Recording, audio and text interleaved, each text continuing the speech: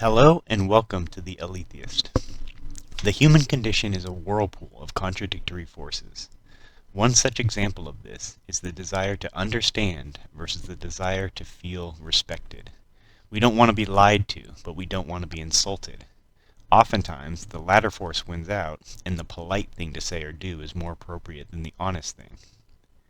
For my part, I have often struggled making that determination. For me, understanding has always been more important than flattery, knowledge more than praise, truth more than comfort.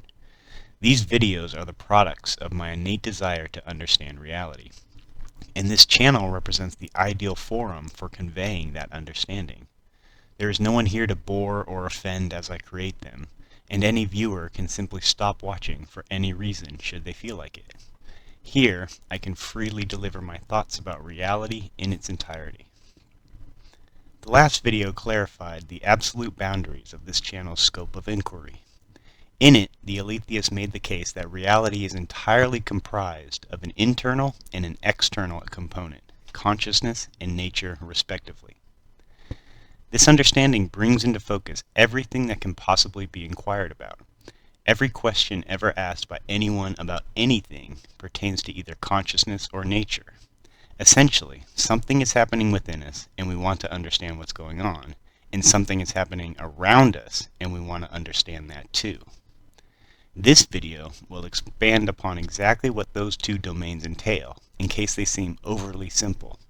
It will clarify the distinction between subjective reality and objective reality, and it will make the case for why the objectivity of nature is paramount.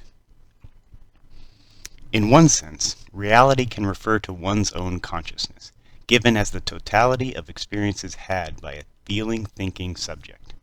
One's internal reality comprises every perception that constitutes a person's awareness, and it comprises every conception that forms their understanding. Perceptions encompass all the sensations and emotions ever felt. They underlie every pleasure enjoyed and every pain endured. They include all the sights seen, sounds heard, scents smelled, flavors tasted, and textures felt. They include every occurrence of hunger, thirst, breathlessness, fatigue, nausea, and lust.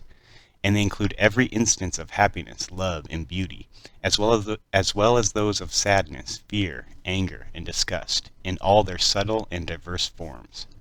Conceptions, on the other hand, encompass all the beliefs and paradigms ever ingrained. They are underlied by every memory encoded, stored, and recalled throughout an individual's life. They include every activation of short-term, working, and long-term memory. They include every explicit memory, either episodic, spatial, or semantic, that can be consciously manipulated in one's imagination. And they include every implicit memory, either procedural or effectual, that become unconsciously triggered in particular situations. As a whole, perceptions render conscious beings' experience of the affect, and conceptions render their experience of the intellect. The affect is broadly characterized by the qualitative experiences of well-being and suffering. It incorporates all the interests, sentiments, and moods that arise in consciousness with various durations and intensities. These affectual experiences, when repeated, develop into the attitudes that comprise the essence of one's character, and they also serve as the source of every impulse of need and want, i.e., every motivation, however trivial or profound, from those of survival to finding belonging to actualizing the meaning of life. Essentially, the affect gives the experience of consciousness all its richness, and it is the engine that drives conscious beings to act. The intellect, on the other hand, is broadly characterized by the noetic experiences of mental representation.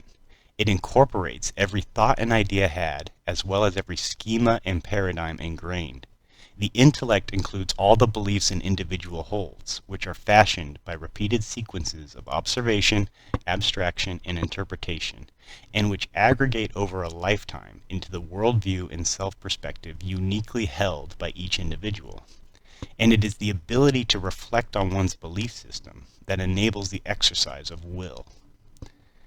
Essentially, the intellect serves as an advisor, helping a person realize maximum well-being, and it curbs the more primal urges of the affect.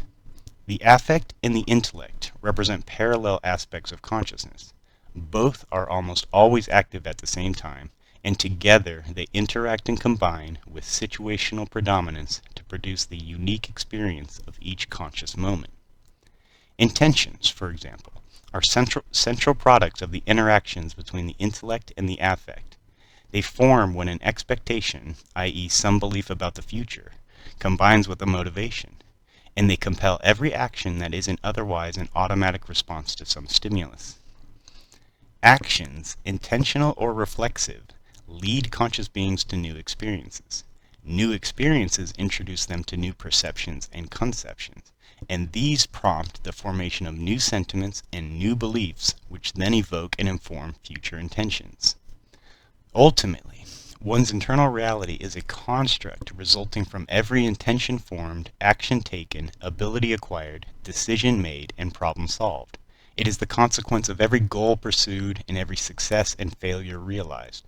Altogether, these experiences render conscious beings knowledge and moral framework, which together comprise their ideology. And it is a person's ideology that ultimately guides the narrative of their life.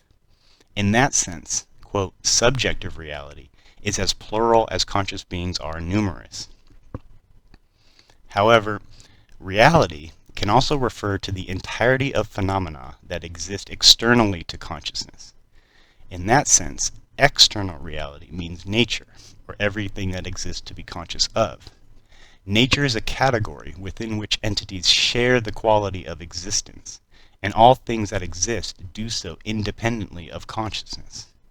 Nature is the singular, all-encompassing theater from which all things derive and which hosts and induces all conscious activity. Nature includes the entire cosmos, every world within it, and every environment on them. And nature also includes every being of every size and complexity, non-living and living, non-conscious and conscious, non-human and human. Nature evinces a borderless continuity across every scale of time and space, and it admits no interruptions between material interactions. Nature draws no boundaries between the cosmos and the world, nor between the environments on it, nor even between the objects and beings that populate them.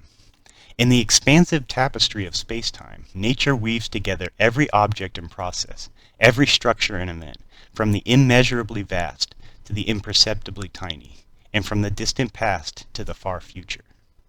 Every cosmos-spanning filament, every overdense supercluster, every rotating galaxy, every collapsing molecular cloud, every gravitationally bound star system, every burning star, every orbiting planet, every drifting continent, every fertile ecosystem, every living creature, every functioning organ, every dividing cell, every self-organized assembly, every active molecule, every charged atom, and every spinning particle belong to the domain of nature. In that sense, objective reality is the singular realm shared by everyone and everything. Some hold the belief that objective reality doesn't exist, and that consciousness exacts a determinacy over nature. In other words, some believe that emotion and thought, attitude and will, can directly manifest or alter or influence natural phenomena.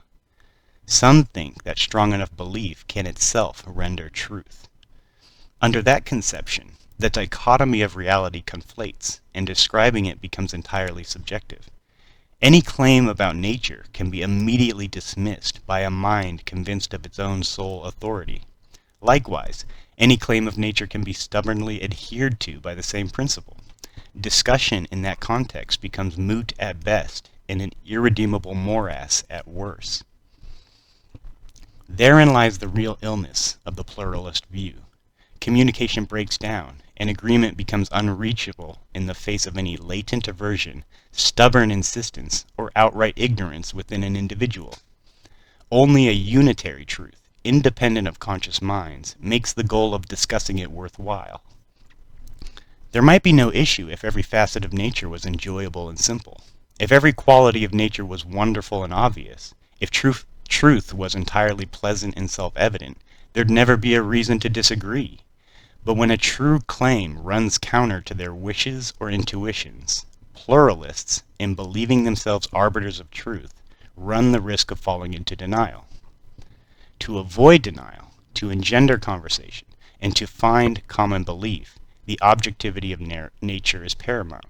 The objects, properties, and interactions that characterize nature exist independently from the sensations, emotions, and thoughts that characterize consciousness.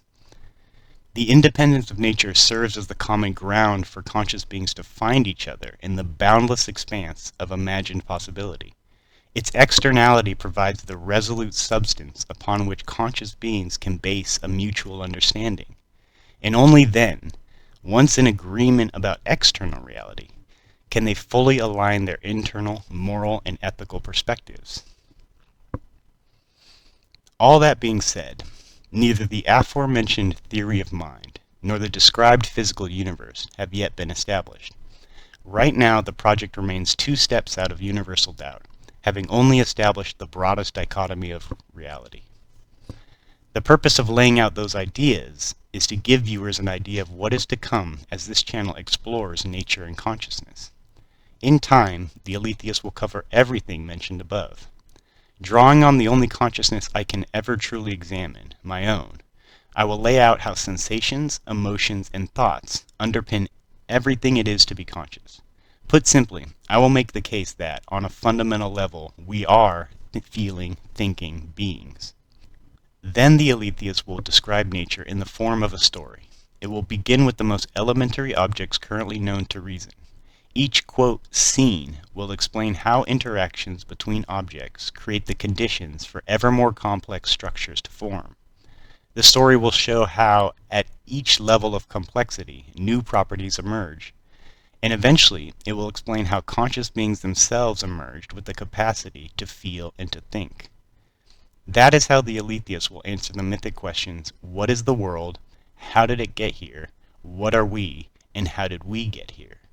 And with those questions answered, this channel will finally be in a position to answer the question, how ought we live our lives? Thank you for listening. Please like the video if you agree with the ideas presented in it. Subscribe to the channel if you believe in the rational worldview and its potential. And comment if you have questions, suggestions, compliments, or critiques about the content.